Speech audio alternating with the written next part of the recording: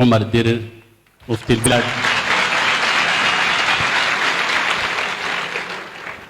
فضيلة الشيخ وعلم على رأسه نار ومبانا تعريف runtii waxaan rabnaa waa sekreteerka xisbiga mucaaradka mooshinka igu keenay marka waa inaan isa ka soo duldhaco ilaahay ha barakeeyo sheekhna ilaahay noo barakeeyo isagii cilmigiisa iyo faa'iidada ummadda u galay kama qarsoona maaragtay laydkaa baxaya isagaa ka iftiin badan ilaahay subxaana wa tacaala ha barakeeyo raadkii iyo khayrkii insha allah ummadda u hormariyey ilaahay subxaana wa tacaala fi miisaani xasanaati waxaan rabnaa marka sheekha si ay dadka ugu daydaan inuu in yar oo kooban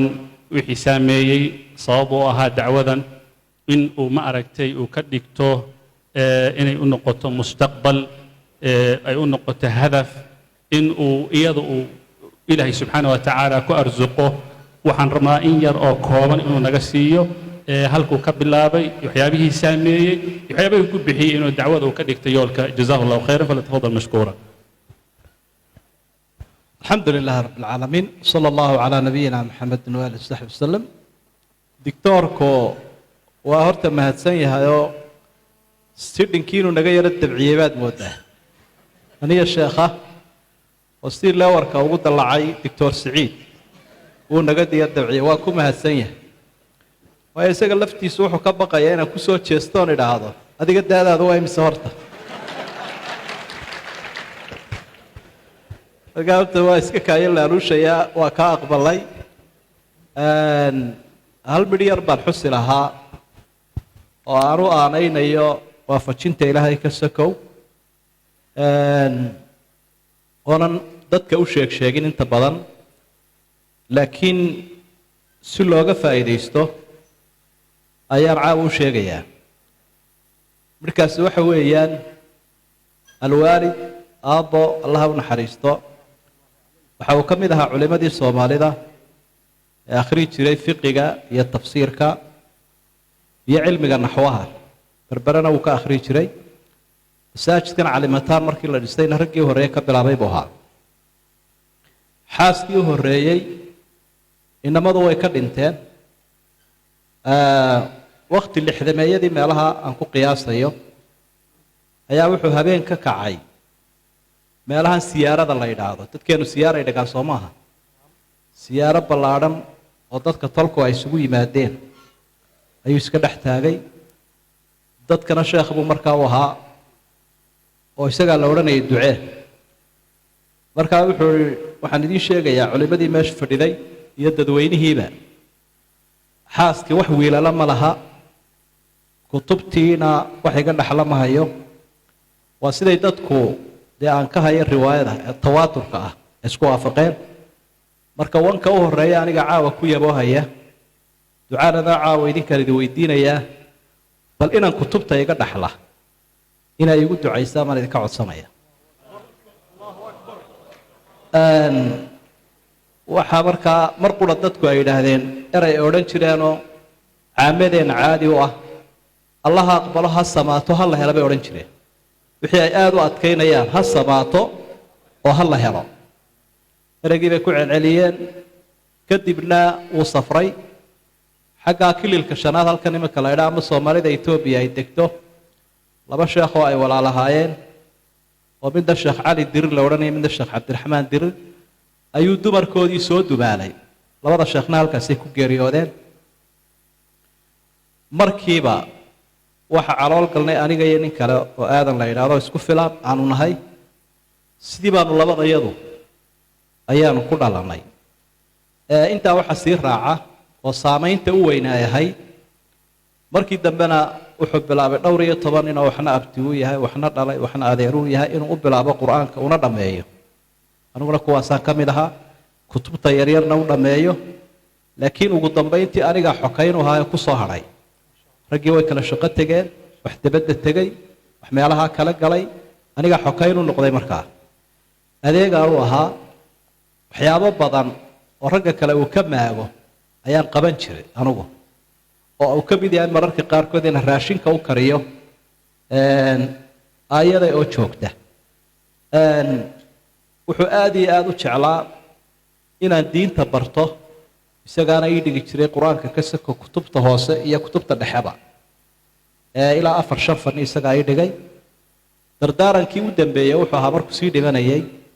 kitaab hebel iyo kitaab hebel iyo kitaab hebel oo aan kuu dhigay oo uu ka mid ahaa camriidiga kafraawiga cumdatu saaliga kutubtaasoo akhri ilaahay ha kuu sakhiree diintana ku dadaal dardaarankaasaa ugu dambeeyey saasaanu adduunyada kaga tegey marka midhka halkaa aan kala soo baxay waxa weeye intii ka dambaysay markuu geeriyooday waxaa aada iigu sahlanaa inaan wax akhristo mararka qaarkoodna dadaal da-da yare dhallinyarada kale aan qaarkoodba hadda joogaan aanay bixin jirin baa ilaahay ii fududayn jiray oo awooddayda ka baxsan mararka qaarkood ma garanayo kitaab aan akhristay oo aan ku soo celiyey isamaani maayo laakiin dhallinyaradun baan uga jeedaa inay inagu daydaan juhdiga iyo dadaalkaasi waxaan isleeyahay ducadaasaa door weyn ku lahayd marka sheekadan waxaan ku keenay dhallinyaroy ducada waalidku waa wax aan la sahashan karin qiimo aada iyo aada u weyn leh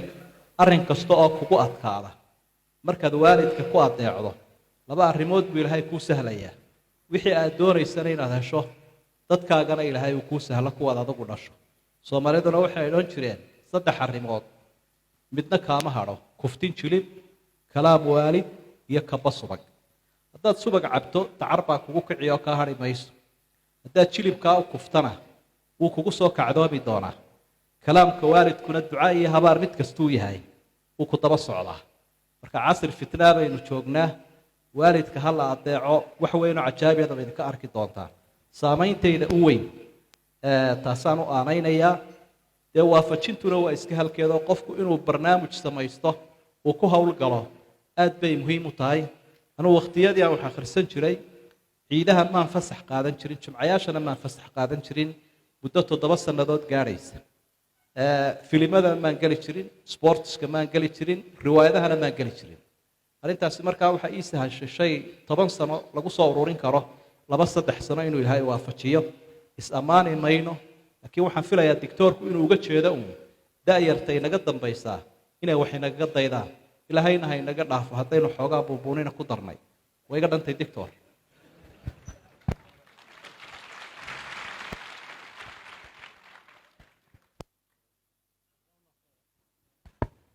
جزاه الله خيرا فضيلة الشيخ إلهي سبحانه وتعالى هكو بركاي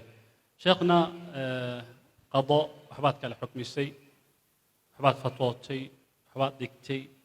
وعن شكل كجرين إن واجه ذي أما يكوكتي نواقف كيابتي أما أتكنح ذي أما كاقص لي سؤاله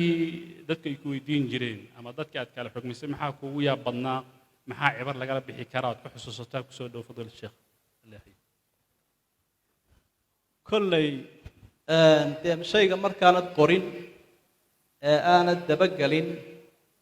sidaa dictoorka oo kale wax badan baa ku dhaafaya laakiin su-aalaha runtii aan aada uga yaabo waxaa ka mida baryahan dambe marka fatwada oo kale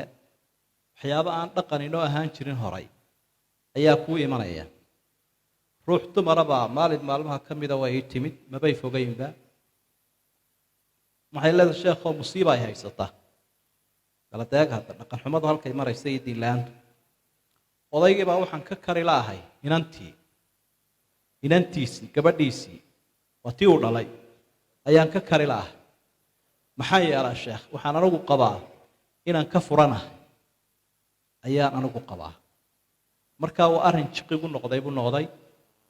haddaan idhaahdo ka car reer baan duminayaa haddaan idhaahdo ku joogo halkaasii joog arrin ka weyn weeye haddaan idhaahdo isagii u yeedh waxaaba laga yaabaa inuu idhaahdo maxaad sheekha igu sheegtay uu qoorta gooyo marka runtii waxyaabaha igu yaabadnaa ayay ka mid ahayd siyaabo kale ayuun baan dee ugu jawaabo aan u maareeyey kuwayaalaha ugu yaab badan bay ka mid ahayd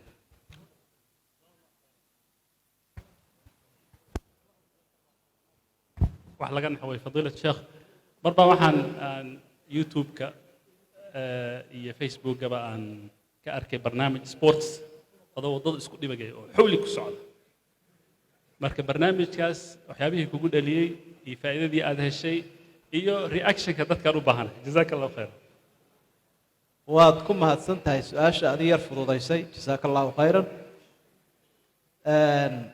horta arrinkaasi si yaro kadiisu u dhacay anigoo meel iska lugaynaya ayaa nin kabarad sitaba igu soo baxay oo dhallinyaradana watan kabaradda lagu saliiday moogta isla kaysa wariyey hal min suura iyo waxuun bay had iyo jeer ku qabtaan gaarigaa meel dhigtay waa iska lugaynayay wuu isoo helay waa igu qabtay markii dambena mikrofoonka ayuu si yaroo dhaqso ah iigu dhoweeyey kelmad yaro jeediyay oo dadkii dee aan ku dhiiri gelinaya inaanay si xaydh fadhida aanay u noqonin inay yaro dhaqdhaqaaqaan yaro dhiiriya laba arrimood unbaa markaa igaga soo noqday midi waxa weeyaan sheekhu waxay yidhaahdeen war ma wuxuu fududeeyuu fasaxay barnaamijkii kaalay ila lugee kaalay ila lugeedu show waa barnaamij iga horreeyey buu ahaayo dumarka hargeysa qaar ka mid ah ayaa show ku yaro baaqay oo waddooyinkay show lugeeyaan wax kaloo kusii hoos jira garan maaye kaalay ila lugee barnaamijkii la odhan jiray kii baabu sheekhu fasaxay bay idhahdeen qolo kalena waxay idhahaan oo sheekhiisa ka youtuber buu noqdee markaad youtube-ka isku xayeysiiyaan ayaau noqday markaa taasina kolley sidaasay ahayd laakiin barnaamijkaa iska kadiska ah ayuunbuu runtii ahaa جزاك الله خير فضيلة الشيخ وعن قد بيا بإذن الله